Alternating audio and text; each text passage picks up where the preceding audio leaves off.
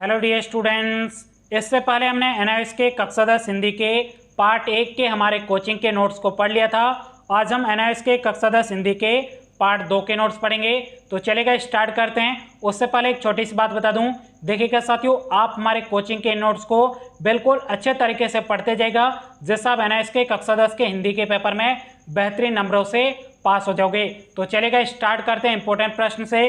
पहला इंपॉर्टेंट प्रश्न है, कबीर के अनुसार ऊंचे कुल में जन्म लेने पर भी आदमी निंदा का पात्र कब होता है?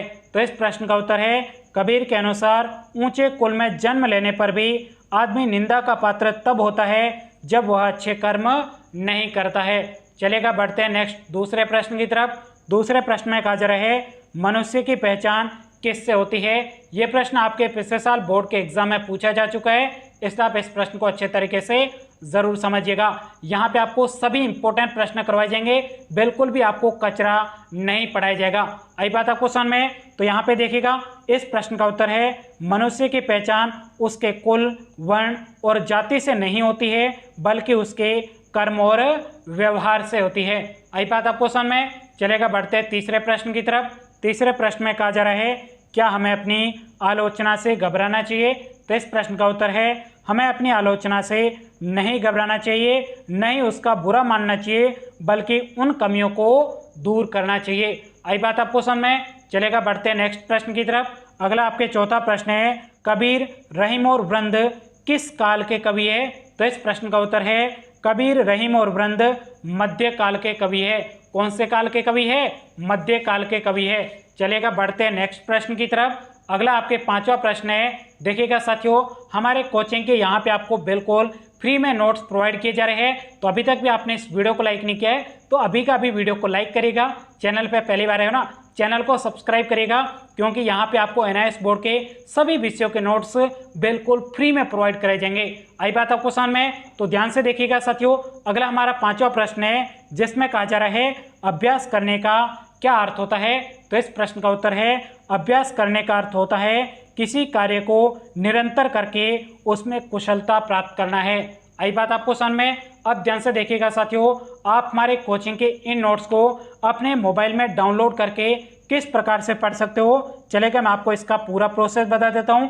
मोबाइल में आपको पढ़ने के लिए सबसे पहले आपके मोबाइल में जहां पर भी गूगल लिखा होगा उसके ऊपर क्लिक करना है, और उसके बाद में यहाँ पे आपको सर्च करना है MOSTEXAM।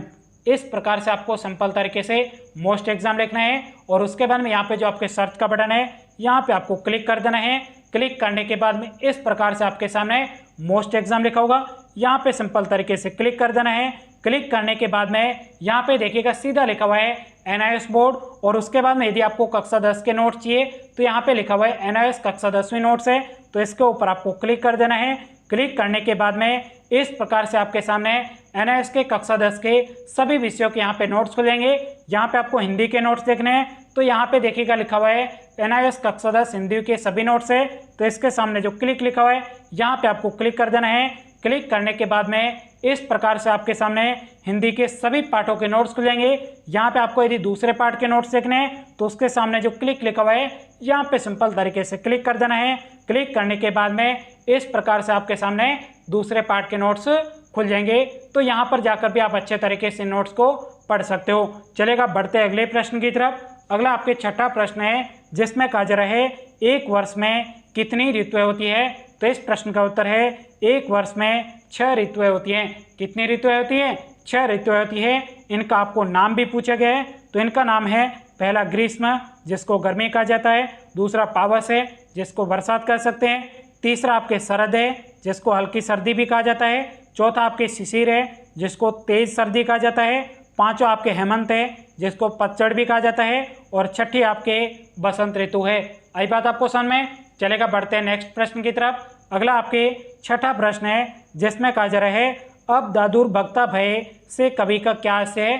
तो इस प्रश्न का उत्तर है, अब दातुर भक्ता भय से कवि का आशय है कि मूर्ख मंच पर आ पहुँचे है। चलेगा, बढ़ते अगले प्रश्न की तरफ। अगला आपके सातवां प्रश्न है, जिसमें कहा जा रहा है, हिंदी की उपभाषाओं को कितने वर्गों में बांटा गया है? तो इस प्रश्न का उत्तर है, हिंदी की उपभाषाओं को 5 वर्गों में बांटा गया है। पहला आपके पश्चिमी हिंदी वर्ग, दूसरा आपके पूर्वी हिंदी वर्ग, तीसरा आपके बिहारी वर्ग, चौथा आपके राजस्थानी वर्ग, पांचवा आपके पहाड़ी वर्ग है। देखिएगा साथियों, अभी तक भी आपने इस वीडियो को लाइक नहीं है, वीडियो को लाइक जरूर करिएगा।